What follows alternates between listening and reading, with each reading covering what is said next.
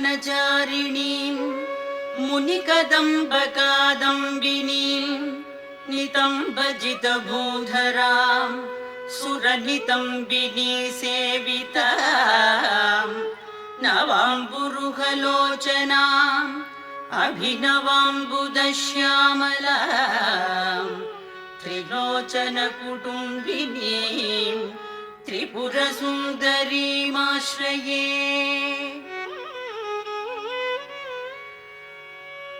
कदम्बवनवासिनीं कनकवल्लकीधारिणीं महार्हमणिहारिणीं मुखसमुल्लसद्वारुणीं दयाविभवकारिणीं विशदरोचनाचारिणीं त्रिलोचनकुटुम्बिनीं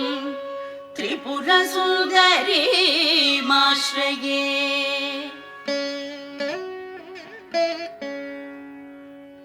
कदम्बवनशालया कुचभरोल्लसन्मालया कुचोपवितशैलया गुरुकृपालसद्वेलया मदारुणकपोलया मधुरगीतवाचालया कयापि घननीलया कवचिता वयं लीलया।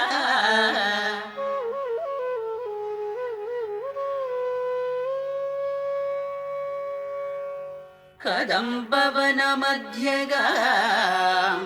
कनकमण्डलोपस्थिता षडम्बुरुहवासिनीं सततसिद्धसौदामिनीं विडम्बितजपारुचिं विकचचन्द्रचूडामणिं त्रिलोचनकुटुम्बिनीं त्रिपुरसुन्दरीमाश्रये।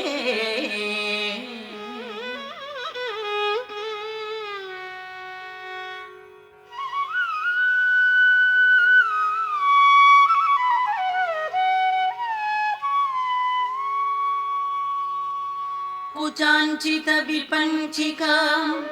कुटिलकुन्दलालङ्कृतां कुशेशयनिवासिनीं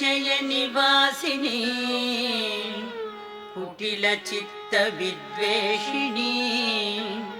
मदारुणविलोचनां मनसि जारिसम्मोहिनीं मतङ्गमुनिकन्यकां मधुरभाषिणीमाश्रये।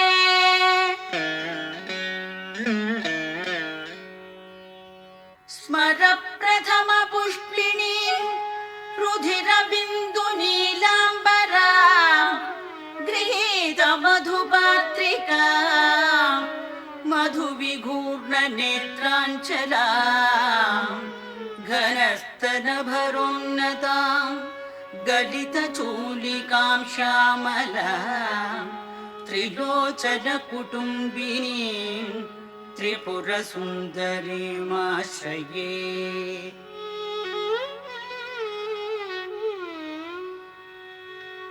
सकुङ्कुमविलेपनामलिकचुम्बिकस्तूरिकां समन्दहसितेक्षणां सशरचापपाशाङ्कुशाम् अशेषजनमोहिनीम् अरुणमाल्यभूषाम्बरां जपाकुसुमभासुरां जपविधौ स्मरेदम्बिका।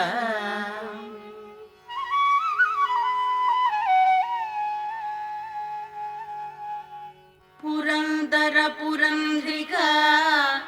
चिपुरबन्धसैरन्द्रिकां पितामह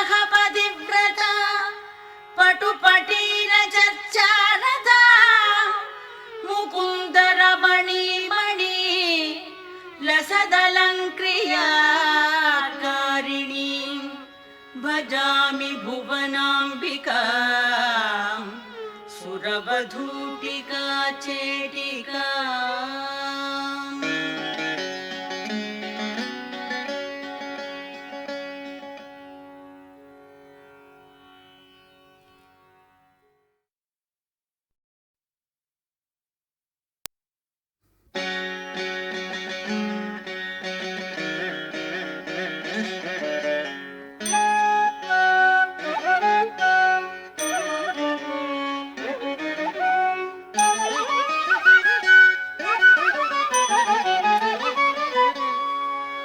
अम्बा शाम्भवी चन्द्रमौलिरबला अपर्णा उमा पार्वती काली हैमवती शिवा त्रिनयनी कात्यायनी भैरवी सावित्री नवयौवना शुभकरी साम्राज्यलक्ष्मी प्रदा चिद्रूपी परदेवता भगवती श्रीराजराजेश्वरी।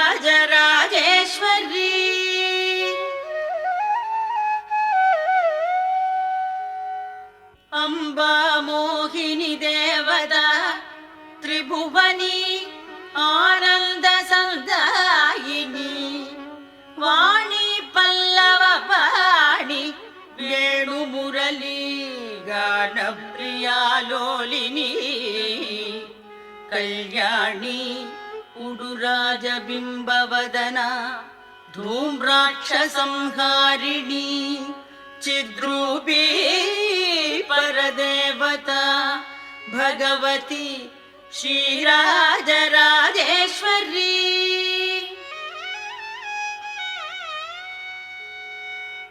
अम्बानूपुररत्नकङ्कणधरी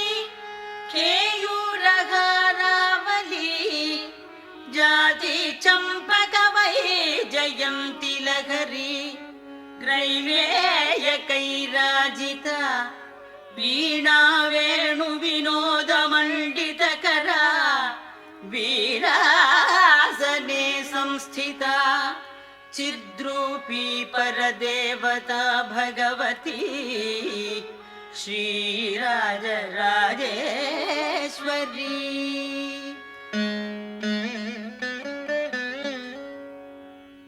अम्बा रौद्रिणी भद्रकाली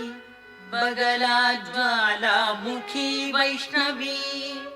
ब्रह्माणी त्रिपुरान्तकी सुरनुता देदीप्यमानोज्ज्वला चामुण्डा श्रितरक्षपोषजननी दाक्षायणी वल्लवी चिद्रूपी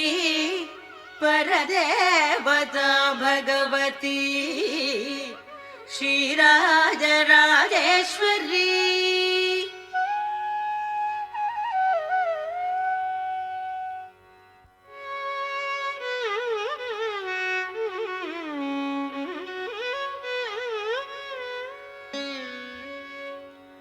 अम्बा शूलधनुकशाङ्कुशधरी अर्धेन्दुबिम्बाधरी वाराही मधुकैटभप्रशमनी वाणी रमा सेविता मल्लाद्यासुरमूकदैत्यमथनी माहेश्वरी चाम्बिका चिद्रूपी परदेवता भगवती श्रीराजराजेश्वरी।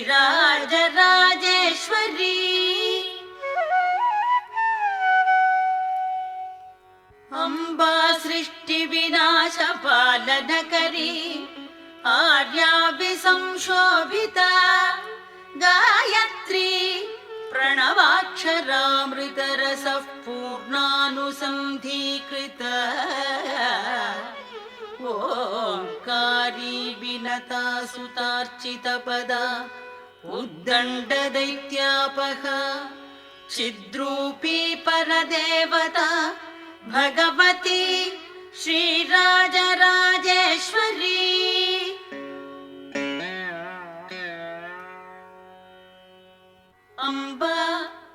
शाश्वत आगमादि विनुता आर्या महादेवता या ब्रह्मादि पिपीलिकान्त जननी या वै जगन्मोहिनी या पंच प्रणवादिरेफ जननी या चित्कलामालिनी चिद्रूपी परदेवता भगवती श्रीराजराजेश्वरी।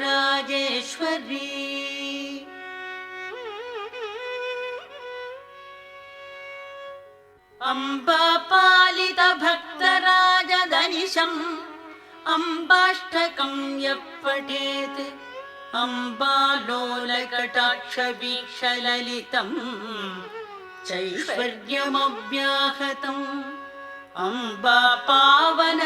मन्त्रराजपठनात् अन्ते च मोक्षप्रदा चिद्रूपी परदेवता भगवती श्रीराजराजेश्वरी।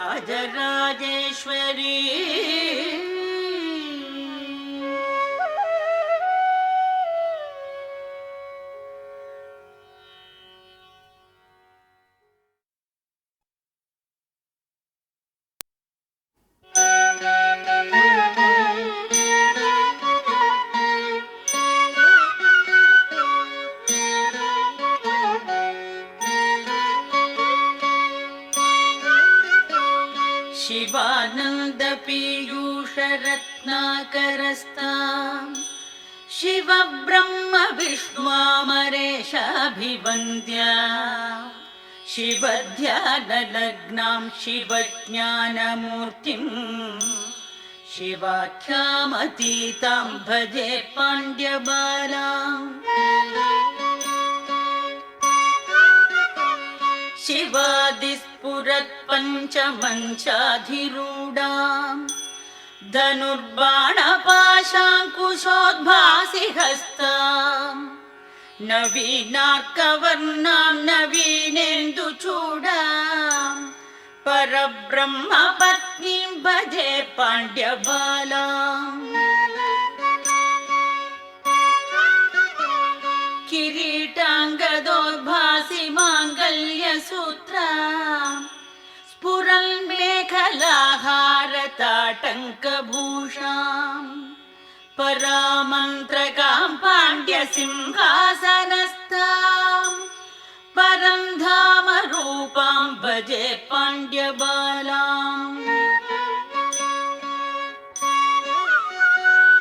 ललामाञ्चितस्निग्धफालेन्दुभागां लसन्नीरजोत्फुल्लकल्हारसंस्थां ललाटे क्षणार्धाङ्गलग्नोज्ज्वलाङ्गीं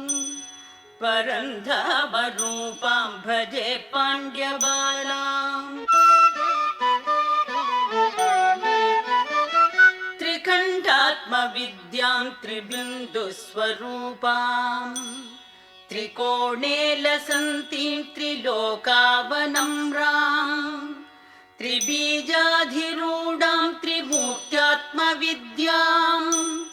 परब्रह्मपत्नीं भजे पाण्ड्यबालाम् सदा बिन्दुमध्योल्लसद्वेणिरम्यां समुत्तुङ्गवक्षोजभारावनम्रां क्वडन्नूपुरोपेदलाक्षारसार्द्र स्फुरत्पादपद्मां भजे पाण्ड्यबालाम् यमाद्यष्टयोगाङ्गरूपामरूपाम् अकाराक्षकारान्तवर्णामवर्णाम् अखण्डामनन्यामचिन्त्यामलक्ष्याम् अमेयात्मविद्यां भजे पाण्ड्यबालाम् सुधासागरान्तमणिद्वीपमध्ये लसत्कल्पवृक्षोज्ज्वलद्बिन्दुचक्रे महायोगपीठे शिवाकारमञ्चे सदा सन्निषण्णां भजे पाण्ड्यबालाम् सुषुम्नान्तरन्ध्रे सहस्रारपद्मे रवीन्द्वग्निसंयुक्तचिच्चक्रमध्ये सुधामण्डलस्थे सुनिर्वाणपीठे सदा सञ्चरन्तीं भजे पाण्ड्यबालाम् षडन्ते नवान्ते लसद्वादशान्ते मदाबिन्दुमध्ये सुनादान्तराले शिवाख्ये कलातीतनिःशब्ददेशे सदा सञ्चरन्तीं भजे पाण्ड्यबालाम्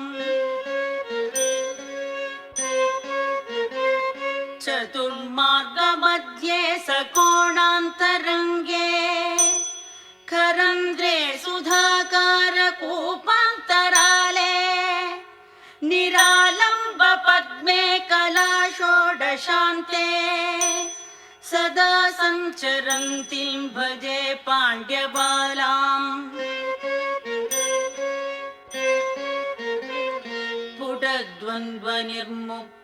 पुटद्वन्द्वनिर्मुक्तवायुप्रलीन प्रकाशान्तराले ध्रुवोपेतरम्ये महाषोडशान्ते मनोनाशदेशे सदा सञ्चरन्तीं भजे पाण्ड्यबालाम् चतुःपत्रमध्ये सुकोणत्रयान्ते त्रिमूर्त्याधिवासे त्रिमार्गान्तराले सहस्रारपद्मोचितां चित्प्रकाश प्रवाहप्रलीनां भजे पाण्ड्यबालाम्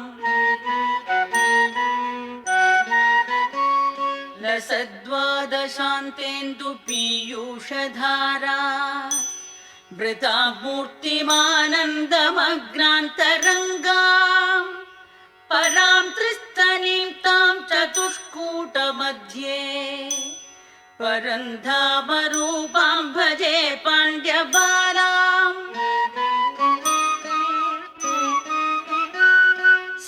सहस्रारपद्मे सुषुम्नान्तमार्गे स्फुरच्चन्द्रपीयूषधारां पिबन्तीं सदा श्रावयन्तीं सुधा भुक्तिमम्बाम् परञ्ज्योतिरूपां भजे पाण्ड्यबालाम् नमस्ते सदा पाण्ड्यराजेन्द्रकन्ये नमस्ते सदा सुन्दरे शाङ्कवासे नमस्ते नमस्ते सुमीनाक्षि देवी नमस्ते नमस्ते नमस्ते नमोस्तु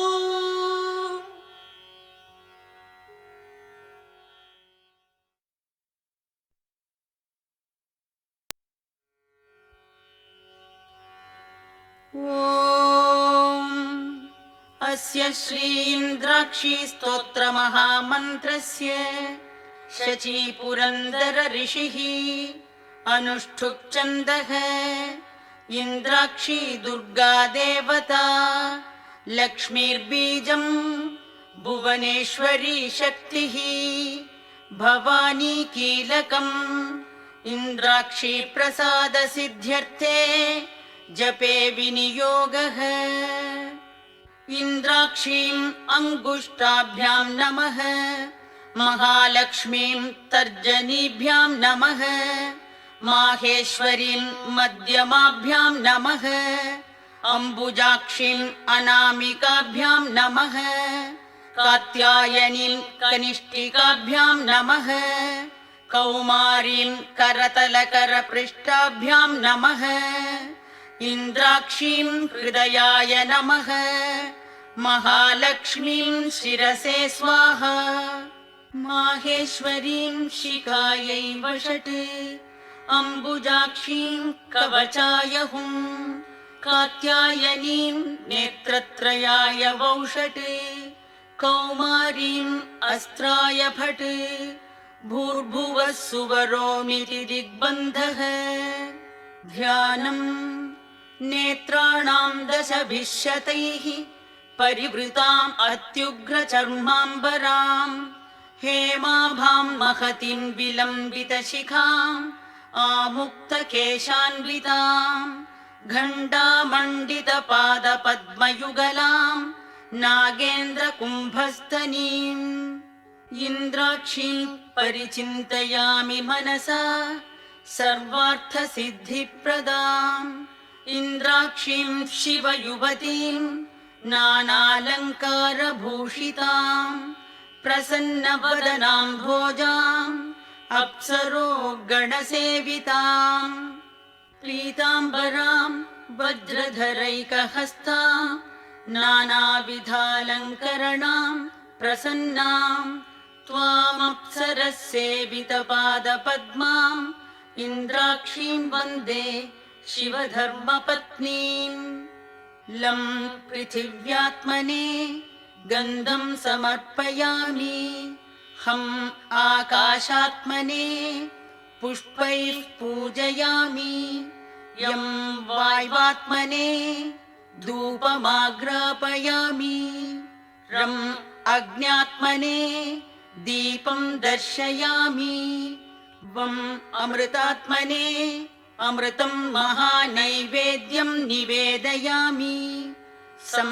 सर्वात्मने सर्वोपचारपूजां समर्पयामि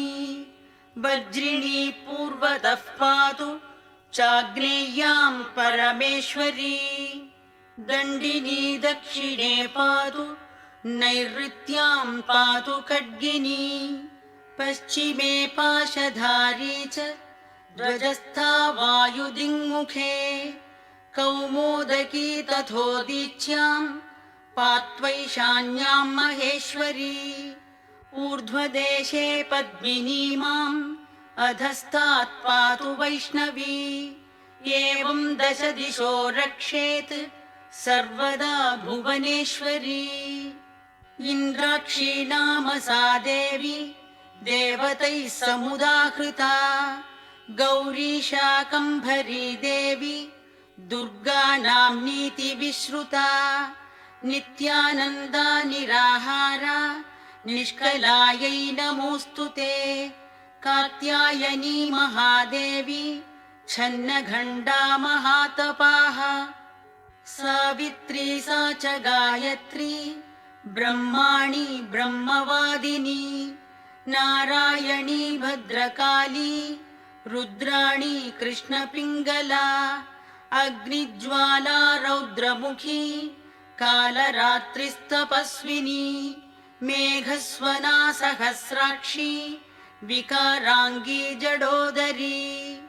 महोदरी मुक्तकेशी घोररूपा महाबला अजिता भद्रदानन्ता रोगहर्त्री शिवप्रदा शिवदूती कराली च प्रत्यक्ष परमेश्वरी इन्द्राणी इन्द्ररूपा च इन्द्रशक्तिः परायणी सदा सम्मोहिनी देवी सुन्दरी भुवनेश्वरी एकाक्षरी परब्रह्मी स्थूलसूक्ष्मप्रवर्धिनी रक्षाकरी रक्तदन्ता रक्तमाल्याम्बरापरा महिषासुरहन्त्री च चामुण्डा खड्गधारिणी वाराही नारसिंही च भीमा भैरवनादिनी श्रुतिस्मृतिर्धृतिर्मेधा विद्या लक्ष्मीर्सरस्वती अनन्ता विजयापर्णा मानस्तोका पराजिता भवानी पार्वती दुर्गा हैमवत्यम्बिका शिवा शिवा भवानी रुद्राणी शङ्करार्धशरीरिणी ऐरावत गजारूढा वज्रहस्तावरप्रदा नित्या सकलकल्याणी सर्वैश्वर्यप्रदायिनी दाक्षायणी पद्महस्ता भारती सर्वमङ्गला कल्याणी जननी दुर्गा सर्वदुर्गविनाशिनी इन्द्राक्षी सर्वभूतेशी सर्वरूपा मनोन्मनी महिषमस्तकनृत्यविनोदन स्फुटरणन्मणिनूपुरपादुका जननरक्षणमोक्षविधायिनी जयतु शुम्भनिशुम्भनिषूदिनी सर्वमङ्गलमाङ्गल्ये शिवे सर्वार्थसाधिके शरण्ये त्र्यम्बके देवी नारायणि नमोऽस्तुते ॐ ह्रीं श्रीं इन्द्राक्ष्यै नमः ॐ नमो भगवती इन्द्राक्षी सर्वजनसम्मोहिनी कालरात्रि नारसिंही सर्वशत्रुसंहारिणी अनले अभये अजिते अपराजिते महासिंहवाहिनी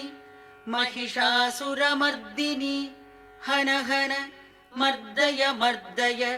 मारय मारय शोषय शोषय दाहय दाहय महाग्रहान् संहर संहर यक्षग्रह राक्षसग्रह स्कन्धग्रह विनायकग्रह बालग्रह कुमारग्रह भूतग्रह प्रेतग्रह पिशाचग्रह कूष्माण्डग्रह आदीन् मर्दय मर्दय भूतज्वर प्रेतज्वर पिशाचज्वरान् संहर संहर धूमभूतान् सन्द्रावय सन्द्रावय शिरशूल कटिशूल अङ्गशूल पार्श्वशूल पाण्डुरोगादीन् संहर संहर यरलवशशसह सर्वग्रहान् तापय तापय संहर संहर छेदय छेदय ह्रां ह्रीं ह्रूं फट् स्वाहा गुह्यातिगुह्य गोप्त्रीत्वं गृहाणास्मत्कृतं जपं सिद्धिर्भवतु मे देवि त्वत्प्रसादान्मयि स्थिरा नारायण उवाच एवं नाम वरैर्देवी स्तुता शक्रेण धीमता आयुरारोग्यमैश्वर्यम्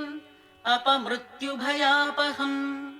वरं प्रादान्महेन्द्राय देवराज्यं च शाश्वतम् इन्द्रस्तोत्रमिदं पुण्यं महदैश्वर्यकारणम् क्षयापस्मारकुष्ठादि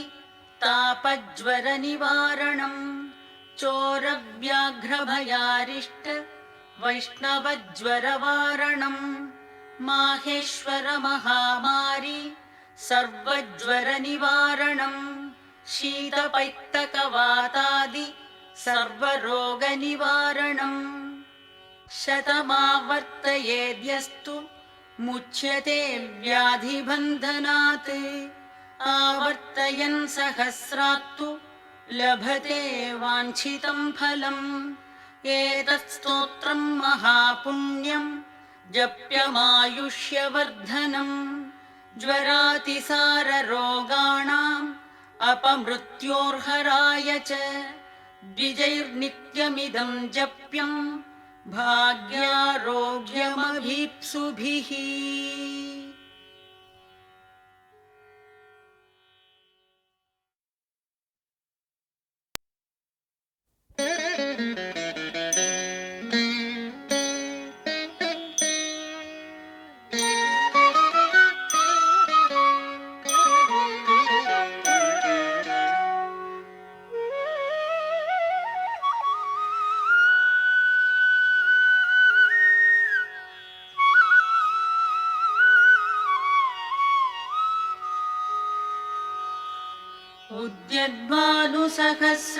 उद्यद्भानुसहस्रकोटिसदृशाम्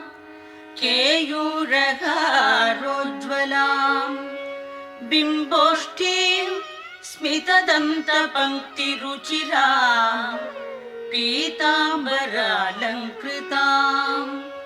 विष्णुब्रह्मसुरेन्द्रसेवितपदाम्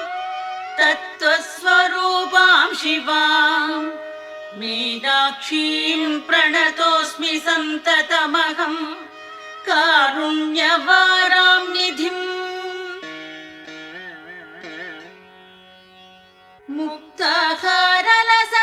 मुक्ताहारलसत्किरीटरुचिरां पूर्णेन्दुवक्त्रप्रभां सिञ्चन्नूपुरकिङ्किणीमणिधरां पद्मप्रभाभासुरां सर्वाभीष्टफलप्रदां गिरिसुतां वाणीरमासेवितां मीनाक्षीं प्रणतोऽस्मि सन्ततमहं कारुण्यवारां निधिम्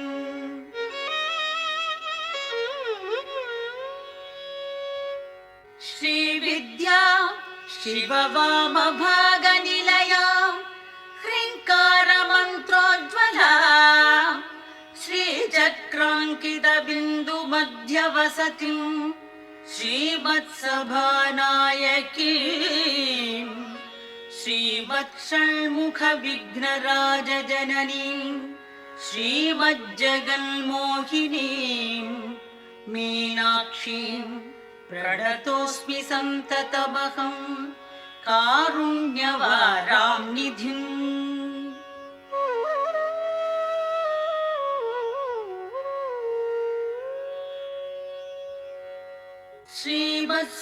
श्रीमत्सुन्दरनायकीं भयकरां ज्ञानप्रदां निर्मलां श्यामाभां कमलासनार्चितपदां नारायणस्यानुजां वीणावेणुमृदङ्गवाद्यरसिकां नानाविधामम्बिकां मीनाक्षीं प्रणतोऽस्मि सन्ततमहं कारुण्यवारां निधिम्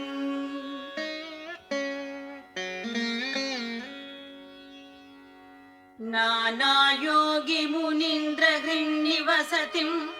नानार्थसिद्धिप्रदां नानापुष्पविराजिताङ्घ्रियुगलां नारायणेनार्चितां नादब्रह्ममयीं परात्परतरां नानार्थतत्त्वात्मिकां मीनाक्षीं प्रणतोऽस्मि सन्ततमहं कारुण्यवारां निधिम्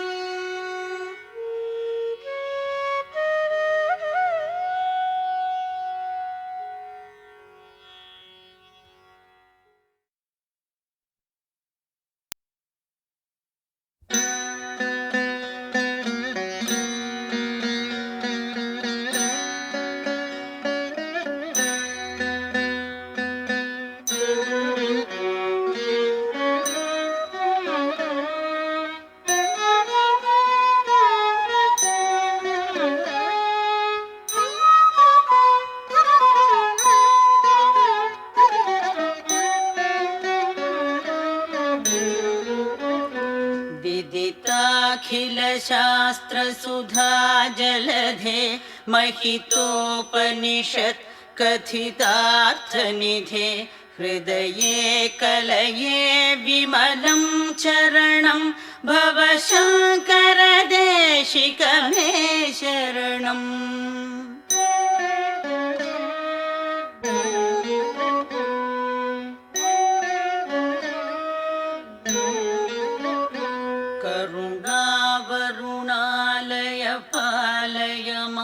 भवसागर दुःख विदून हृदं रचयाखिल दर्शन तत्त्वविदं भव शङ्कर देशिक मे शरणम्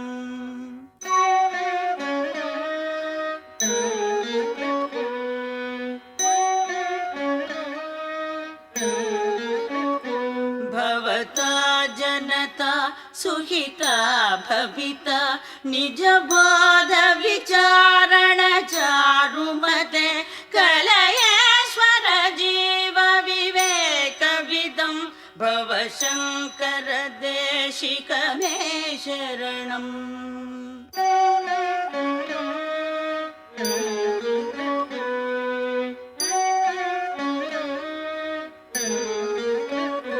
भव एव भवानिति मे निधरां समजायत चेतसि कौतुकिता मम वारय मोहमजाजलधिं भवशङ्कर देशिक मे शरणम्।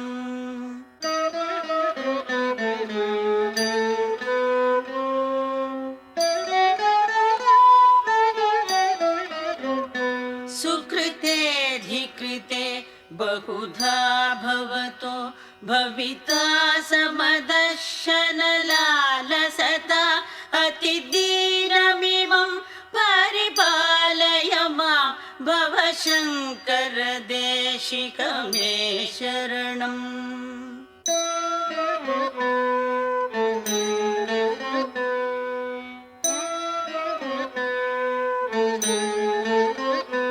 जगतीमवितुं कलिकाकृतयो विचरन्ति महामखसच्चलत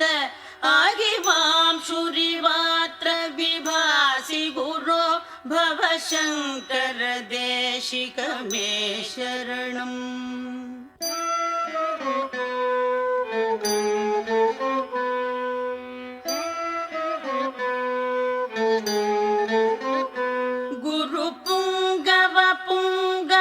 केतनते समतामयतां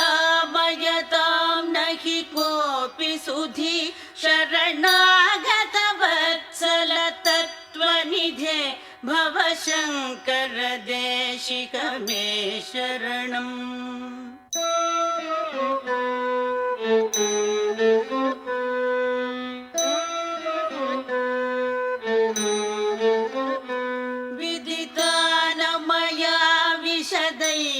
कला न च किञ्चन काञ्चनमस्ति गुरो द्रुतमेव विधेहि कृपां सहजां भवशङ्कर देशिक मे शरणं। भवशङ्कर देशिक मे शरणं। भवशङ्कर देशिक मे शरणम्।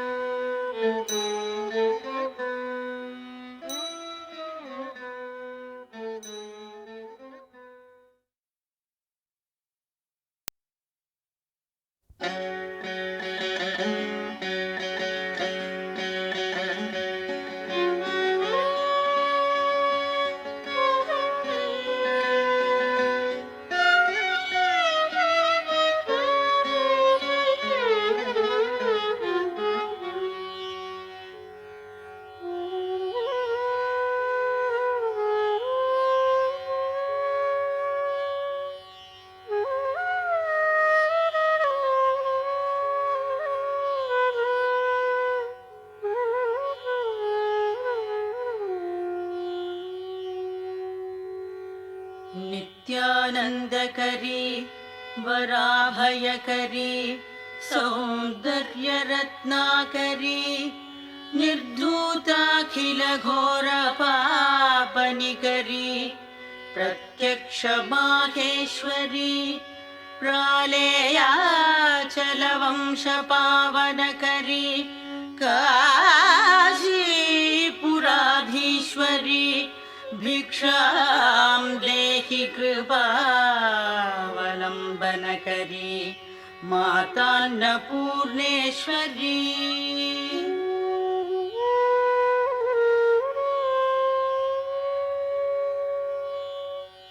नानारत्नविचित्रभूषणकरी हेमाम्बराडम्बरी मुक्ताहारविलम्बमानविलसद्वक्षोजकुम्भान्तरी काश्मीरागरुभासितारुचिकरी काशीपुराधीश्वरी भिक्षां देहि कृपावलम्बनकरी मातान्नपूर्णेश्वरी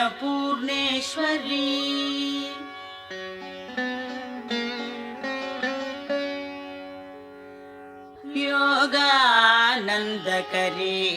रिपुक्षयकरी धर्मैकनिष्ठाकरी चन्द्रार्कानलभासमानलहरी त्रैलोक्यरक्षाकरी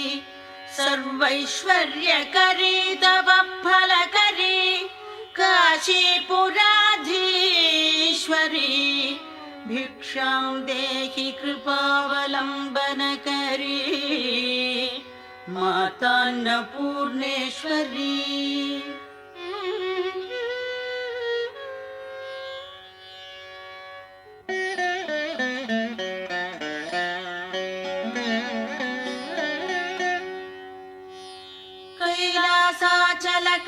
कैलासाचलकन्दरालयकरी गौरी ह्युमाशाङ्करी कौमारी निगमार्थगोचरकरी ह्योङ्कारबीजाक्षरी मोक्षद्वारकवाटपाटनकरी काशीपुराधीश्वरी भिक्षां देहि कृपावलम्बनकरी मातान्नपूर्णेश्वरी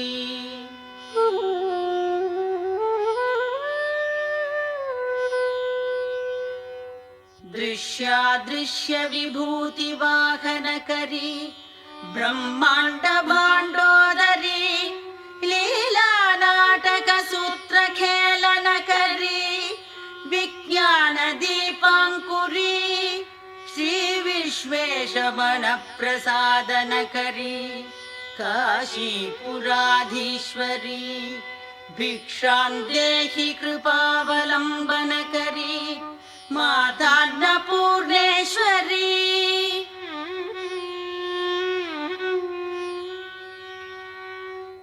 पूर्वी सर्वजनेश्वरी जयकरी माता कृपासागरी वेणी नीलसमानकुन्तलधरी नित्यान्नदानेश्वरी साक्षान्मोक्षकरी सदा शुभकरी काशीपुराधीश्वरी भिक्षां देहि कृपावलम्बनकरी मातान्नपूर्णेश्वरी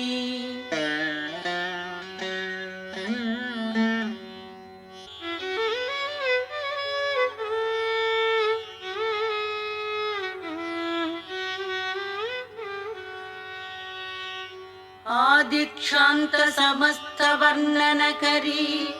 शम्भोस्त्रिभावाकरी काश्मीरी त्रिपुरेश्वरी त्रिनयनी विश्वेश्वरी शर्वरी स्वर्गद्वारकवाटपाटनकरी काशीपुराधीश्वरी भिक्षां देहि कृपावलम्बनकरी मातान्नपूर्णेश्वरी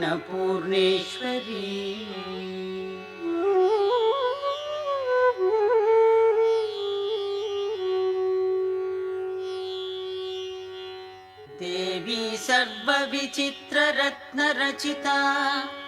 दाक्षायणी सुन्दरी वामास्वादुपयोधरा प्रियकरी सौभाग्यमाहेश्वरी भक्ताभीष्टकरी सदा शुभकरी काशीपुराधीश्वरी भिक्षां देहि कृपावलम्बनकरी मातान्नपूर्णेश्वरी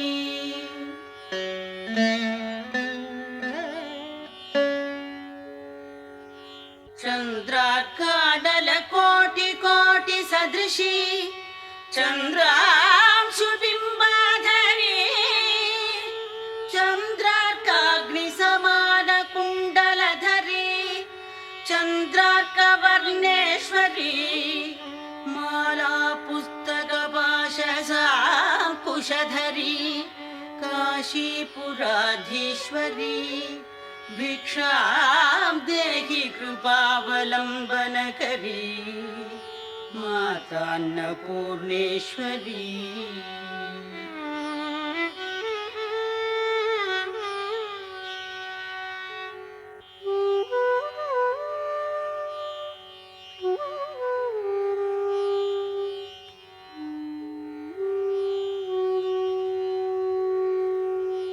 क्षत्रत्राणकरी महाभयहरी माता कृपासागरी सर्वानन्दकरी सदाशिवकरी विश्वेश्वरी श्रीधरी दक्षाक्रन्दकरी निरामयकरी काशीपुराधीश्वरी भिक्षां देहि कृपावलम्बनकरी मातान्नपूर्णेश्वरी।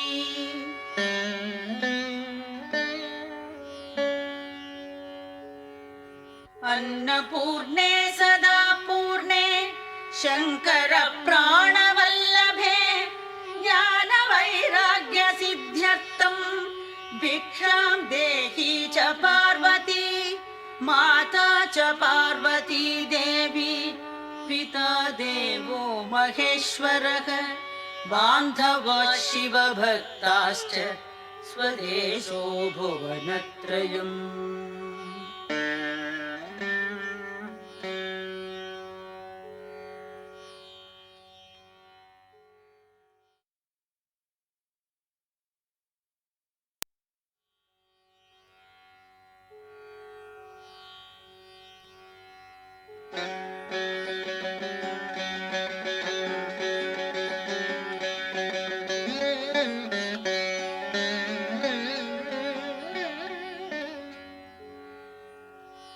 काञ्चीनूपुररत्नकङ्कणलसत्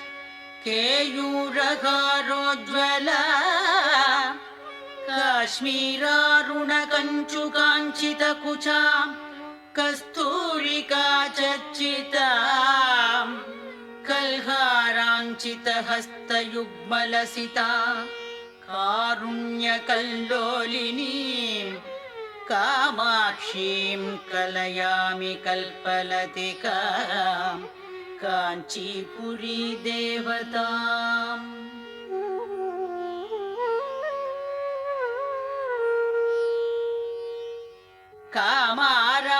कामारातिमनप्रियां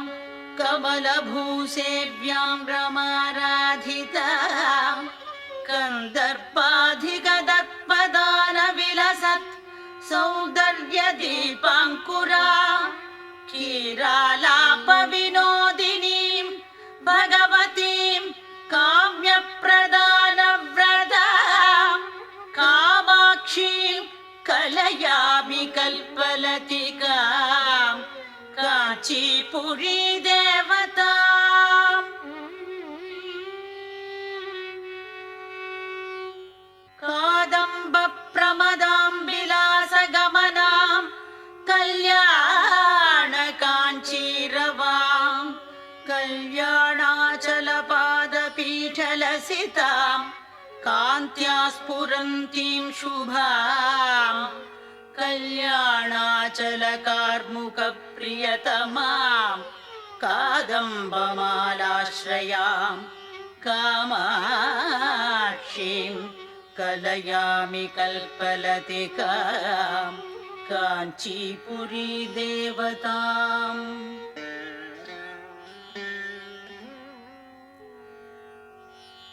गन्धर्वामर सिद्धचारणवधू ध्यानापदानाञ्चितां गौरीं कुङ्कुमपङ्कपङ्कितकुचद्वन्द्वाभिरामां शुभां गम्भीरस्मितविभ्रमाञ्चितमुखीं गङ्गाधरालिङ्गितां कामाक्षीं कलयामि कल्पलतिकां काञ्चीपुरी देवताम्।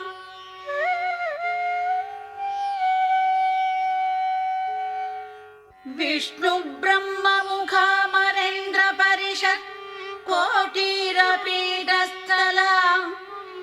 कामाक्षारञ्जित पादपद्मयुगलां राकेन्दुबिम्बाननां वेदान्तागमवेदवेद्यचरितां विद्वज्जनैरावृतां कामाक्षीं कलयामि कल्पलतिकां काञ्चीपुरी देवताम्।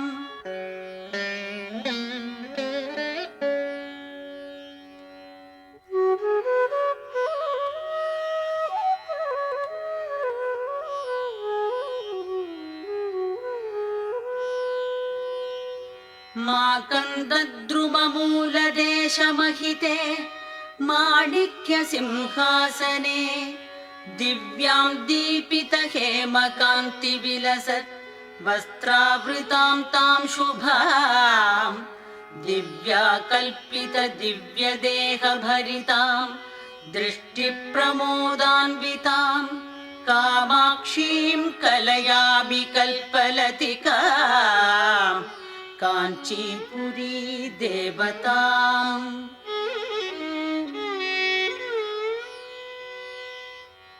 आधारादिसमस्तचक्रनिलयाम् आद्यन्तशून्यागुमाम् आकाशादिसमस्तभूतनिवहाकाराम् अशेषात्मिकाम् योगीन्द्रैरपि योगिनी शतगणैः आराधितामम्बिकां कामाक्षीं कलयामि कल्पलतिकां काञ्चीपुरी देवताम्।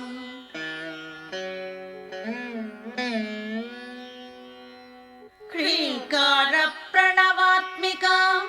प्रणमतां श्रीदानविद्यामयीम् ऐं क्लीं सौं रुचिमन्त्रमूर्तिनिवहाकारामशेषात्मिकां ब्रह्मानन्दरसानुभूतिमहतां ब्रह्मप्रियं वादिनीं कामाक्षीं कलयामि कल्पलतिकां काञ्चीपुरी देवताम्।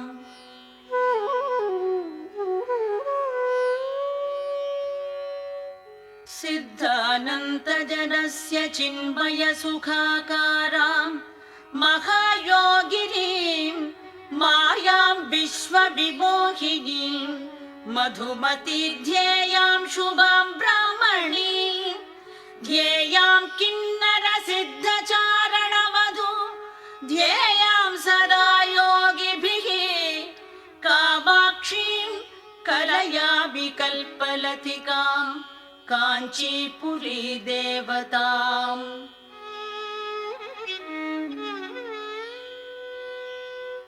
कामारिकामां कमलासनस्थां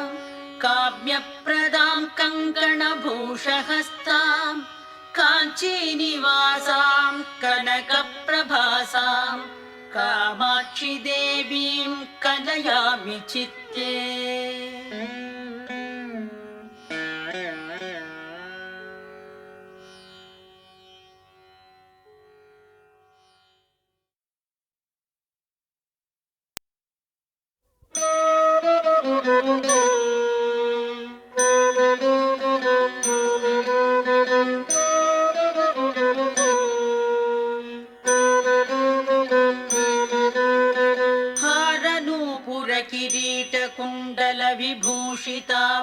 हारनूपुरकिरीटकुण्डलविभूषितावयवशोभिनीं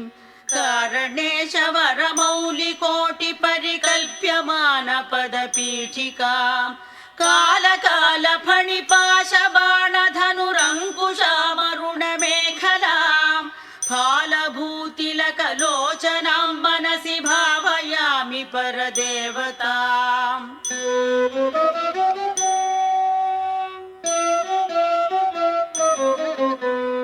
गन्धसारघनसारचारुनवनागवल्लिरसवासिनीं सान्ध्यरागमधुराधराभरणसुन्दराननशुचिस्मितां मन्थरायतविलोचनाममलबालचन्द्रकृतशेखरीं इन्दिरारमणसोदरीं परदेवताम्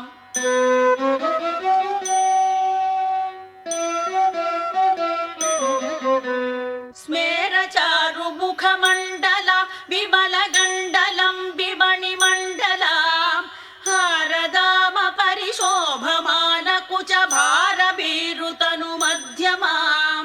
वीरगर्वहरनूपुरां विविधकारणेशवरपीठिकां मारवैरिसहचारिणीं मनसि भावयामि परदेवताम्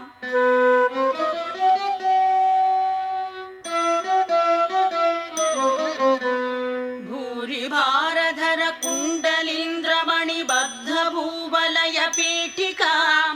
वारिराशिमणिमेखला वलय वह्निमण्डल शरीरिणीं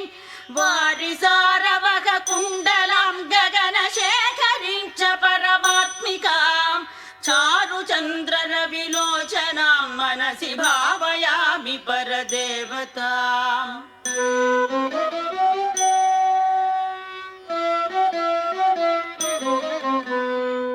कुण्डलत्रिविध कोणमण्डल विहार षड्दल समुल्लसत् पुण्डरीकमुखभेदिनीं तरुणचण्डभानुतडिदुज्ज्वलां मण्डलेन्दुपरिवाहितामृततरङ्गिणीं मरुणरूपिणीं मण्डलान्तमणिदीपिकां मनसि भावयामि परदेवताम्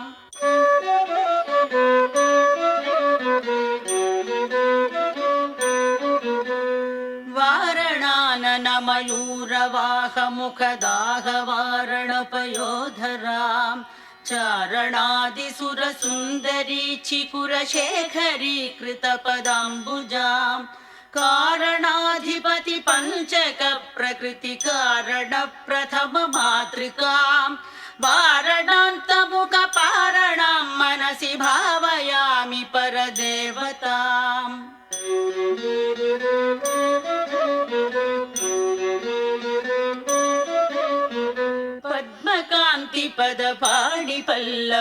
पद्मकान्तिपदपाणिपल्लवपयोधरानन सरोरुहां पद्मरागमणिमेखलावलयनी विशोभितनितम्बिनीं पद्मसम्भव सदाशिवान्तमय पञ्चरत्नपदपीठिकां पद्मिनीं प्रणवरूपिणीं मनसि भावयामि परदेवताम्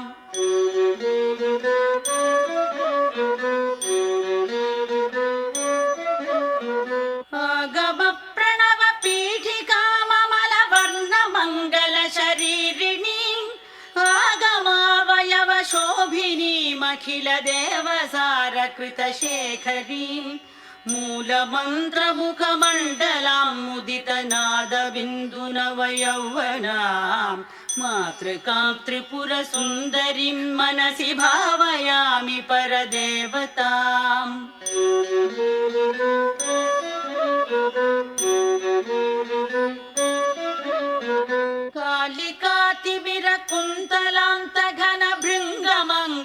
कालिकातिमिरकुन्तलान्तघनभृङ्गमङ्गलविराजिनीं चूलिका शिखरमालिका वलय मल्लिका सुरभिसौरभां बालिका मधुर गण्डमण्डल मनोहरानन सरोरुहां कालिकामखिल नायिकां मनसि भावयामि परदेवताम्